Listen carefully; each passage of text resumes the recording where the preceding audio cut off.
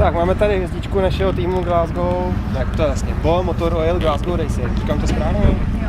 Jsme dneska na závodech v Ředošti na Vizingru, jak se mi to tady líbí? No, dobrý, to trať je taková... A mně se to moc nelíbí, teda je taková, je vidět, že to je autokros.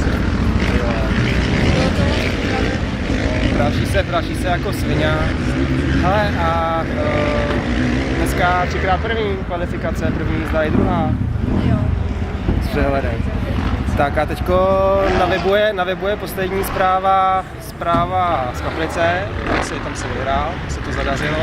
A potom, jaký byly potom závody? Potom jste jeli někde nějakou Evropu a tak o tom mi něco řekni, já to tam nemusel psát, abych to od tebe slyšel. To jsme jeli do Dánska na Evropu.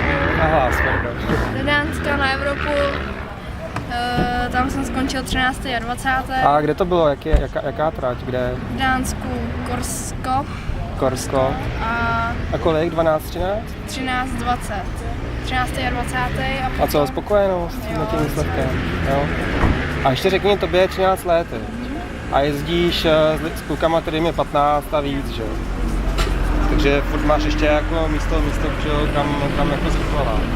Takže Evropa v Dánsku 13-15. A potom jsme jeli na Nádák do Německa a tam jsem byl 2x častý. Byla drahná? Jo. A je to, jako nevím, to je písková trať? To je písková trať. No pane jo, a tam jsi byl jak teda? Tam jsem byl 6. a 6. No, tak to je super výsledek, ne? A to jsi byl nejlepší z Čechů? Jo, nejlepší. Jo? A byl tam i Ondrášek? Ondrášek byl, ten byl 20. A toho si ohulil.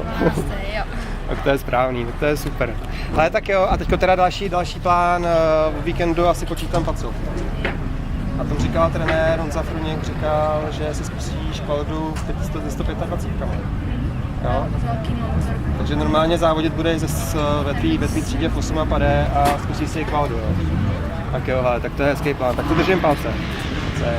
Tak jo, čau.